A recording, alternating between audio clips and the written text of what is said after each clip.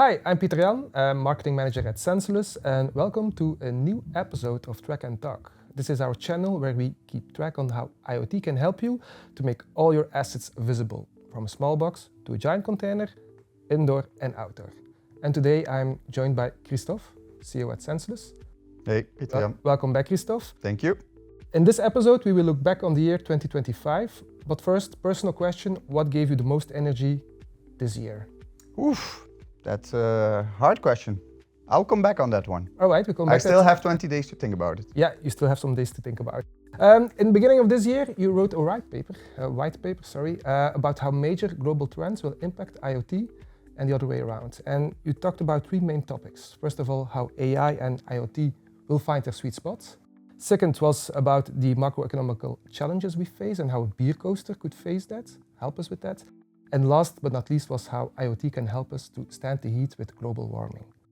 Starting with the first one, because I want to challenge you on your predictions of the beginning of this year. I have a quote with me, and you said that AI will take the controller tower function in our daily life. How did that evolve during the year? Explain me more. That's the thing with predictions, eh? They're not always right. But one thing is for sure, AI is everywhere. And I think we all know it, we all see it. Yeah. Is it in a control tower function?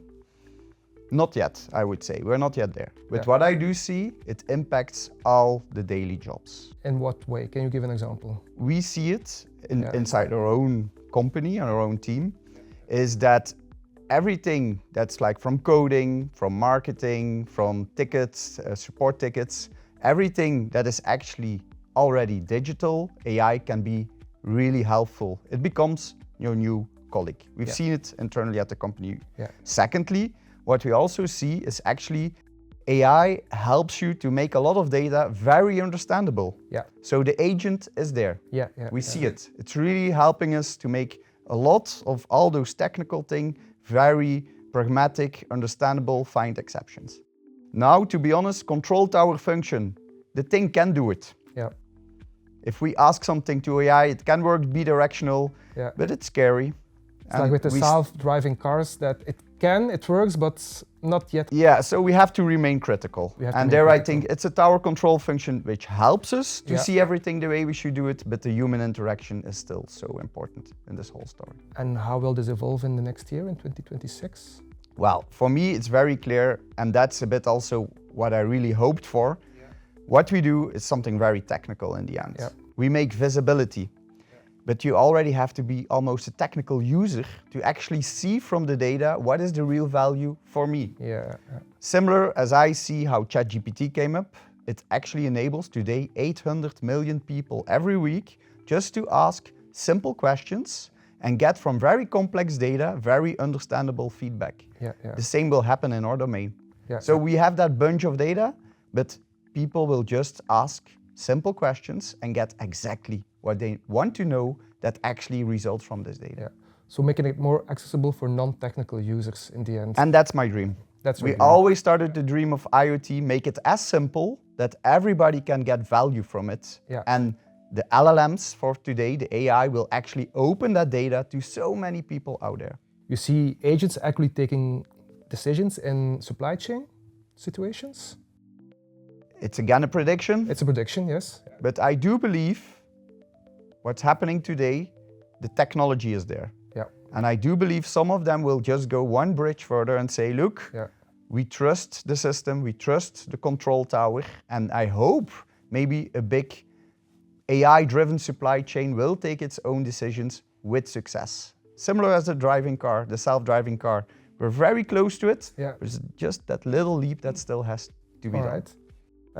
Second topic on your white paper was the macroeconomical challenges we are facing and how a beer coaster could help us with that. I have one quote with me that you gave, that IT allows our customers to do more with less. How do you see that with the macroeconomical challenges? So some context, because a lot of people ask me, Christophe, beer coasters, what are you doing? We're from Belgium, we love beer. In Belgium, we always say, if you cannot explain your business plan on a beer coaster, it's probably not a good business plan. Yeah. And that's also what we said on the ROI of our own solution to our customers. You have to explain it on a beer coaster. Yeah. You take a pen, 3 bullets, it works or it's not working, simple as that. So it's proven. The prediction was right. Yeah. We still see people losing their assets from 3 up to even sometimes 20%. Yeah. We still see people not using their returnable packaging the way it should be. The underutilization from 8 to 20%. Okay. And we see still people, see still people buying new assets, which are actually spending 20% of their logistics budgets to replace assets which are actually already there. And that's something you indeed can explain on a beer coaster. Yeah, 3 bullets, clear point, and it makes any investment decision right. I want to add something that we learned in 2025 is workforce. We see a lot of our customers struggling to have workforce in place at all the locations in their supply chain. What do you mean with workforce? What is the... People handling, people scanning, people doing the job in the field, accounting, inventories. Just, it's scarce to have the right people trained. And there also, it's actually the 4th bullet that our technology is really improving. Yeah, okay, all right. What do you see happening in the next year then? More of the same. Yeah. Digitization is a necessity. More volumes? Higher volumes, because you start with connecting a lot of your high value assets, but now we see segments such as retail actually going in the pallets digitization, high volumes, a lot of flows. So it means digitization is a necessity for all the optimizations that will be done afterwards. All right, so we take a next step in the adoption of the technology. 100%. All right, cool. The last topic you described was about global warming and how IoT can help us to stand the heat.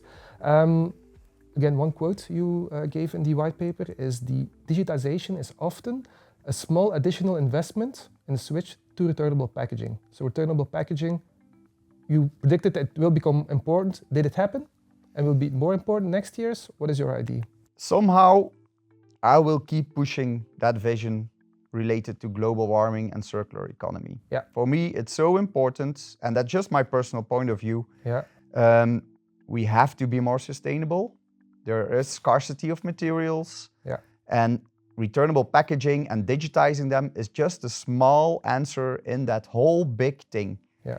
What's also important in supply chain, if once things get digitized, supply chain, it's many steps. So you can digitize your transport and get self-driving trucks, but in the end, you want every step of the complete supply chain to be looking at optimization, use of circular economy. Yeah, yeah. I have to say here, my prediction was probably a bit wrong in one way, but let me start with a positive aspect. Technology evolved a lot, energy harvesting, improved battery, components are less energy hungry from a technical point of view, and this even worked very well for us. For example, today we have tracking projects with Bluetooth tags with fully wireless anchors, which make the adoption extremely fast for a customer, so they can step into the circular economy very easy, very low threshold. So that's a very positive evolution on the technology. But on the other hand, I have to be a bit critical here as well. Geopolitical, the drive of sustainability is less than ever before, according to me. Yeah. And we do see that even AI, there's a lot of focus on disrupting by reducing labor, human labor, which is the main cost driver still in a lot of projects. Yeah. Fortunately for us, we still have companies that do believe long-term strategic and are really investing in returnable packaging. So they keep hold on that vision. All right. Thanks for sharing. Is there maybe another additional note you want to add here towards the next year? Well, of course, we will certainly launch a short podcast and white paper on this. Yeah. But what I see is adoption is going very fast. Technology is mature. It's there. It's standardized. Yeah. AI enables to bring it to so many actors and people out there, so all stakeholders really get value of the technology, but everything becomes very digital. And that brings a risk. Security. Yeah, okay. And it's also because once you get really digitizing everything, it's like an addiction. Yeah, yeah. Imagine tomorrow I take away your camera, I take away your computer, I take away your smartphone. Yeah. Well, we see exactly the same with our customers in supply chain. Yeah. They love the technology, they love implementing it and combining it with AI, but it has to be extremely secure. How do we do that as sensorless? Because it's an interesting topic. Yeah. There is a white paper, and I think Steven, our VP engineer, already went a bit inside those details. Indeed. But our customer base, they really think strong about security, and that means from the deepest node, which is hardware, up till the deep integration in your processes. Yeah. So communication, device, tags, sensors, application, integration, it's all can be a weak spot, and the full end-to-end control on security will be very crucial in the years to come. Because again, imagine even your self-driving car, because I like the example. Yeah. Somebody starts hacking all those cars. You don't want to be there. So security now, because it's so being adopted, there's a big wave of adoption there. Security is one of the hot topics for the coming year. All right. Well, thanks for looking back, Christophe. I think overall you did pretty well with predictions. Some of them are off, but most of them were correct. You did some for the next year, so might be another Track and Talk next year. I'm looking forward to it. And for the audience, thank you for watching.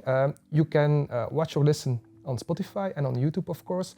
And as Christophe mentioned, we have a lot of white papers, webinars, blog posts, use cases available on our website, so do not hesitate to take a look. I wish you a very happy ending of the year, Christophe. Merry Christmas and see you next year. Same for you. Thank you. Bye-bye. Thanks.